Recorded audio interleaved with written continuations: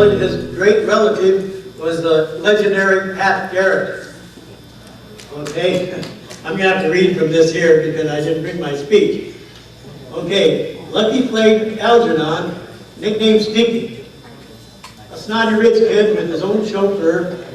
Lucky is probably the only one remaining of the gang. A kid named Stinky ended up a young man during World War II with top secret clearance. After the war stateside, he studied in the favorite actors lab along Gene Kelly's dream sports, and to mention a lifetime friendship with the now one and only Audie Murphy, World War II's highest decorated soldier. Enough said. He was also the fellow teacher, and he also played Charlie Riker, one of the Riker brothers, in the famous fist fight in the bar at the Saloon in Shane. He is the only survivor of that classic movie. He also produced and directed A Whale of a Tale with William Shatner. Lucky has this wonderful movie tech studio with a big sound stage and down here in the valley, always working and smoking his pipe. And would you believe that the sign right over here that says Wagon Train is courtesy of Movie Tech Studio. So I would like to see some film on it. You might be interested, I might have found some stuff that he hasn't seen yet. So if it's possible, roll the tape. So what about Parker's renegade father?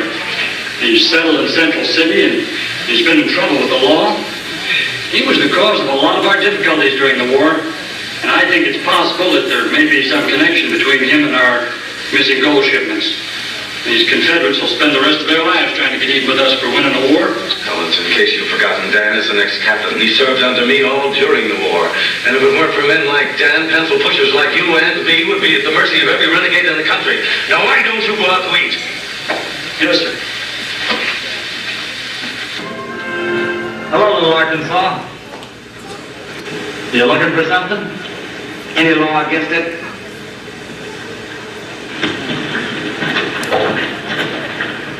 You won't get away with it in my town, little Arkansas. You got nothing on me, Bill. Before I clean out the express office, why do you call me little Arkansas? Because you remind me of a farmer trying to be a bad man. Name Red River Johnny, for instance. It sounds like a man, but I don't think you're any part of a man. Be careful, Johnny. This is Wild Bill's way of making you into a gunfight. Tell you what, you count to 3. If I beat you, I take it. If you beat me, 1, 2, and 8. A pair of 6s to beat, Bill. I guess we'll call this one a draw, Mr. Red River. A man can come from Arkansas and still beat you, my boy.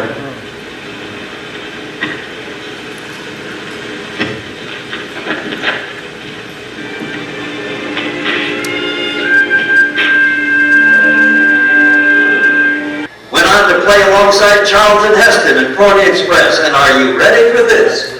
The astounding she-monster. Well, Lucky turned to the other side of the camera and produced, as you know, The Wild World of Jane Mansfield. In '77, he wrote, produced, and directed Whale of a Tale, starring William Shatner, a member of the Reel Cowboys of Pacific Pioneer Broadcasters. Lucky continues to thrive at his wholly owned mini-major production facility, Movie Tech Studios and Soundstage in the Valley. Come on out, Honorary Ewing, Lucky Brown.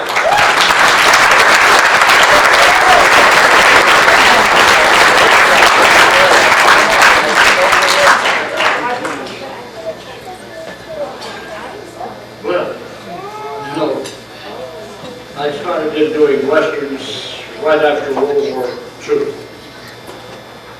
Monogram, PRC,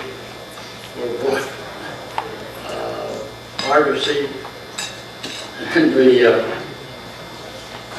I became very good friends with the director, and I worked for him all the time. We had a bunch, it was like a stock company. His name was Oliver Craig. One day I said to Ollie, all those pictures we made, those early westerns, what did they cost?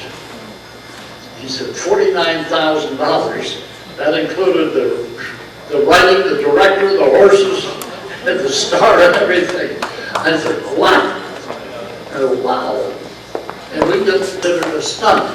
It wasn't until I went on Shane that George Stevens asked me if I could do the fight because it was one of the principals. And I said, gee, I've been doing them for no money at all. He said, no, you'll get an extra $1,000 a day if you do it. I said, okay, when do we start? By the way, I originally was hired on Shane as the gunfighter. I was on location for about a week. They wanted Jack Palance originally, but Jack Palance was doing a picture at 20th Century Fox. So, in the panic, they did screen test on a bunch of people, and I had to be picked.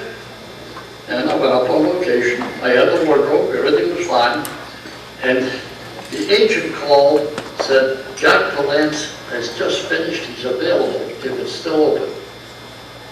Well, I got an arm around the shoulder from the assistant director. He said, you know, the gunfighter's a very small part. Why don't you do one of the brothers? Okay.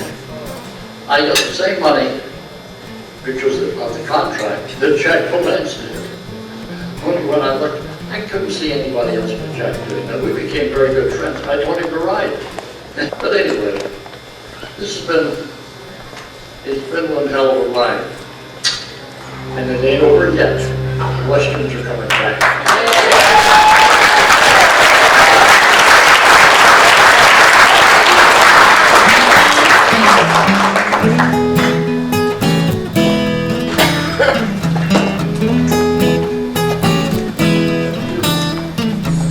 Took a while to get them up here.